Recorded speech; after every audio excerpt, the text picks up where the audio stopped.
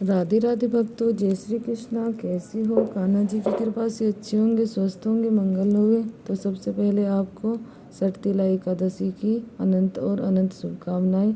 आज है सटतिला एकादशी और हमने देखिए कान्हा जी के लिए क्या तैयारी की है। ये हमने कान्हा जी के लिए एक थाली तैयार की हुई है जिसमें हमने अष्टदल कमल बनाया हुआ है। ये देखिए, आपको कभी भी कान्हा जी को खाली स्नान नहीं कराना चाहिए, उसमें ओम या कुछ ना कुछ बनाना चाहिए और तुलसी दल भी अवश्य डालना चाहिए। ये हमने तुलसी दल रखा हुआ है इसमें, और ये हमने ओम भी इसके बीच में बनाया हुआ है। कभी भी खाली स्नान नहीं कराना चाहिए। और ये देखिए, हमने कान्हा जी के लिए पंचामृत भी तैयार किया हुआ है। कभी भी एकादशी के दिन कान्हा जी को खाली स्नान नहीं कराना चाहिए, उन्हें जल में कुछ ना कुछ डालकर ही स्नान कराना चाहिए। इसलिए हम तो हर एकादशी के दिन पंचामृत से ही स्नान कराते हैं। और आज के दिन तिल का बहुत महत्व है, इसलिए हम सभी को जल में तिल डालकर ही स्नान और गंगा जल डालकर ही स्नान करना चाहिए। हमें खाली स्नान नहीं करना चाहिए।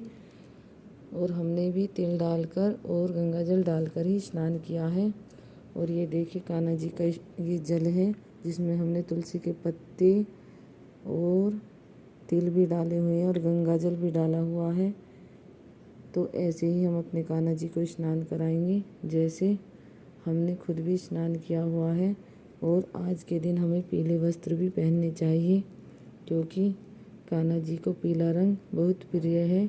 इसलिए हम सभी को पीले वस्त्र पहनने चाहिए और अपने कान्हा जी को भी पहनाने चाहिए। तो मेरा कान्हा आज इन कपड़ों को पहनेगा, इसलिए कान्हा जी को पीले ही वस्त्र पहनाने चाहिए और हमें भी खुद भी पीले वस्त्र पहनने चाहिए। ये कान्हा जी की गर्म पजमिया है, ये अंदर का इनर है, क्योंकि ठंडी है हम कान्हा जी को अंदर ज़रूर पहनाते हैं। ये कान्हा की माला है, जो भी कान्हा को पसंद आए वो कान्हा पहनेंगे। ये हमारे प्यारे से कान्हा बैठे हुए हैं स्नान के लिए। अब हम इनको थोड़ी देर में स्नान कराएंगे। तो हमने आपके साथ एकादशी की विधि आपके साथ शेयर की है। तो आप अपने कान्हा जी को एकादशी पर ऐसे ही स्नान कराएं और पंचामृत से ज़रूर कान्हा जी को स्नान कराएं। ये पंचामृत है और ये 5 चीज़ों से बनता है। हम आपको बता देते हैं किस किस चीज़ों से बनता है। इसमें दूध है, दही है, शहद है और बूरा है जिसे शक्कर भी बोलते हैं, और इसमें घी है। तो ये 5 तत्वों से बनता है जिसे हम पंचामृत कहते हैं। इसलिए आप सभी कान्हा जी को पंचामृत से ही स्नान कराएं। हर एकादशी का अपना अपना महत्व होता है। जो एकादशी जैसी होती है वैसे ही हमें फल देती है। इसलिए हम सभी को एकादशी का व्रत जरूर करना चाहिए और हमें दान भी जरूर करना चाहिए। द्वादशी के दिन हम कान्हा जी को द्वादशी के दिन हमें जरूर दान करना चाहिए, क्योंकि आपने कहानी में भी सुना होगा कि बिगर दान के तो एकादशी भी पूरी नहीं होती। इसीलिए हमें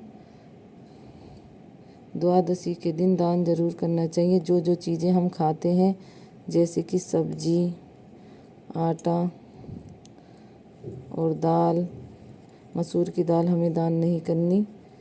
तो हमें कोई भी दाल हो हम उसे दान कर सकते हैं और अपने कान्हा जी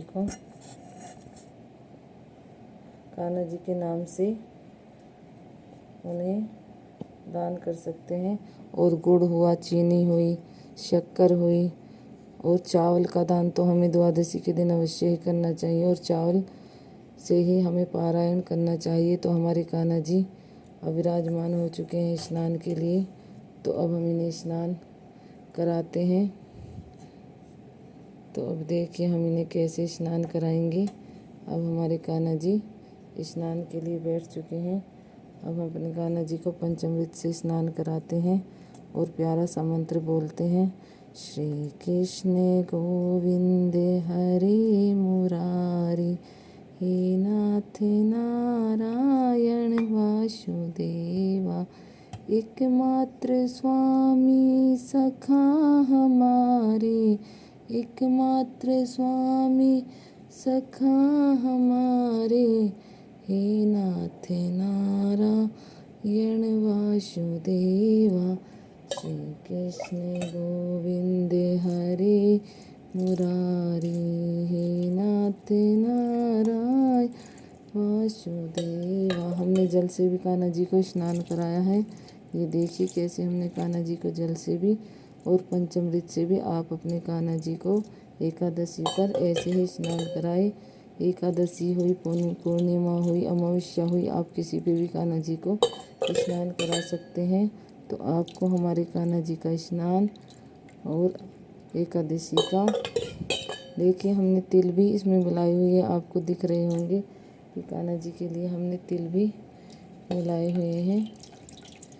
तो आप सभी ऐसे ही कान्हा जी को स्नान कराए और बड़े प्यार से कान्हा जी को आनंद में करें। तो ये हमारे कान्हा जी ने स्नान कर लिया है। तो अब हम यहीं पर अपनी वीडियो को समाप्त करते हैं। तो बोलो राधे राधे, जय श्री कृष्ण।